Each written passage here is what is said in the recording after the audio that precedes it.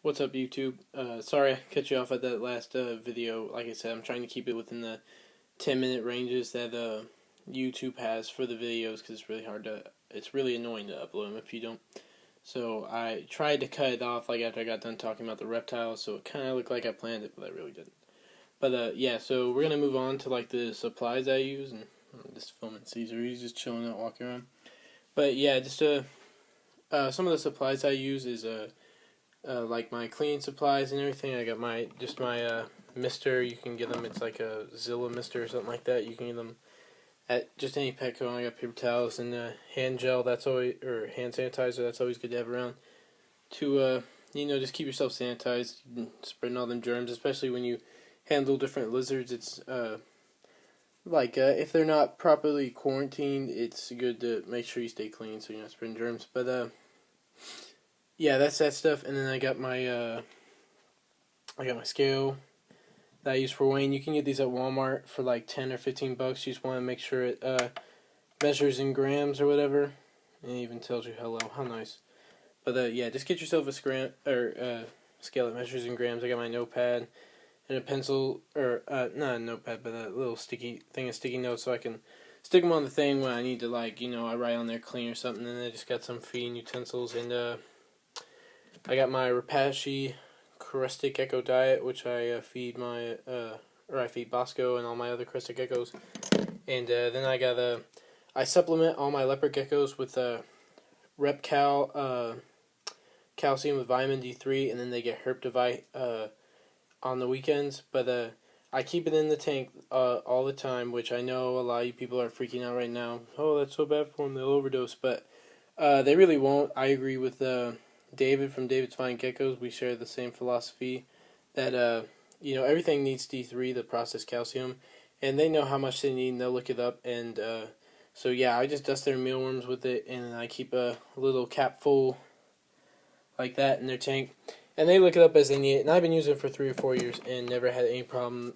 And Dave from David's Fine Geckos has been using it for 20 plus years, I think he said, and he's never had a single problem. So I think it's just like the whole superworm myth thing. How I guess one time someone had a superworm eat through one of their gecko's stomachs or something, and so now everyone thinks, oh, that's always gonna happen. You don't get superworms; it's terrible for them. They're gonna eat through your gecko or like your bearded dragon's stomach and kill them. I think that was a one-time freak accident, and so yeah, and I think the same thing happened with the vitamin D3. Like a gecko one time might have something happened and they think it was the vitamin D3 that did it, so now everyone's just like paranoid out of their mind. But that's all I think it is. And then over here is just my mealworms that I feed to Caesar and Blizzard. Blizzard gets the mini mealworms, and Caesar gets the large ones. And all my mealworms, they have if I could get this open. I take all the mealworms out of that little ashy bedding that they come in, and I put in oatmeal and a little slice of potato to, so they can get load. You always want to make sure you got load your insects before you free them to your reptile, so they're getting the maximum of protein. And here's just where I breed my mealworms at. Like right now, I'm buying them because I had more geckos, so they were eating them, but right now, I've only got 2, so they're not eating all the mealworms that quickly, so I don't really need a bunch. But yeah, normally there's just, the worms in there, and then when they turn into little pupa, larvae things, whatever you want to call it, I just put them down here. But and then you just go down the thing, and then I put them over in a container that's somewhere over there. But yeah, and then I just got a bunch of free sample things you get when you go to Repticons and you go VIP. Anytime you go to a Reptile show, make sure you go VIP. It's the way to go.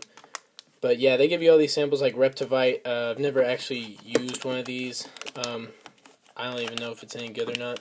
But and then keep all the Repti safe because we get a lot of hurricanes in Florida, so I never know when there's something gonna happen to the water. So I always keep those in case I need them. Those are good to have. And then what is this? Turtle food. I don't even know why I have turtle food. I don't have any turtles. Don't plan on owning any aquatic turtles or anything like that.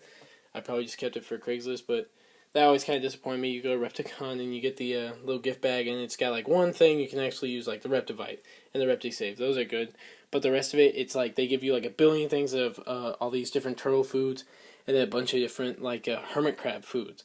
And I've yet to go to a reptile show and actually see someone selling hermit crabs, so I don't know why they give you the hermit crab stuff, but it's just like anyone that goes there that has turtles is probably like freaking out, like, yeah, I got all this cool stuff for my turtles.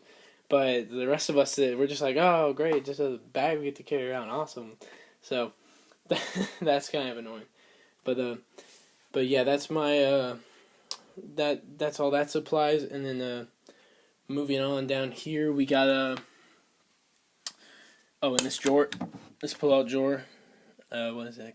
Oh, I didn't even realize I had that sticker on there, but it's a Carolina Classic Dragons. I guess I got one of the shows. I used to have a couple of bearded dragons, but one was like 20 years old and she died, and the other one I gave to my science teacher, and he traded me for Caesar because he likes bearded dragons, and I was taking an interest in leopard geckos, so we kind of just traded, and that was right when he was a baby. He was like just born, and he had gotten him from Petco, and he wasn't all that, amazed with them, and he was kind of, Caesar was pretty unhealthy. He was like super scrawny, so we traded, and I, got them all fattened up and everything.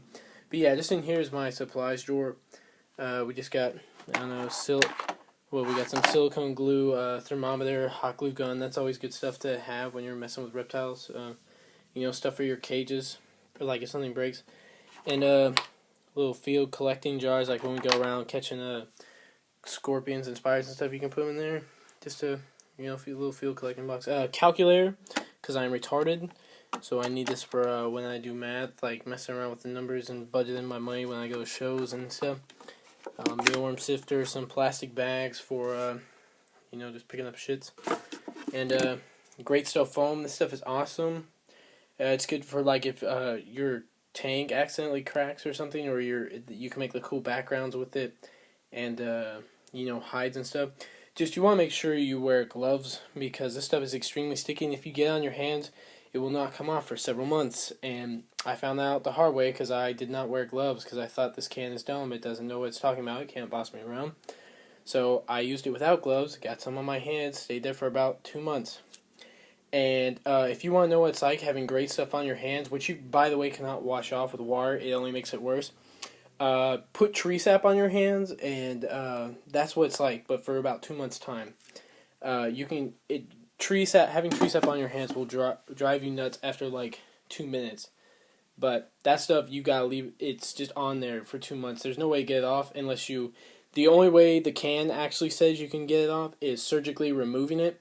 Which, if you don't know what that means, is you gotta go to like the emergency room and they cut off your the skin that it's on.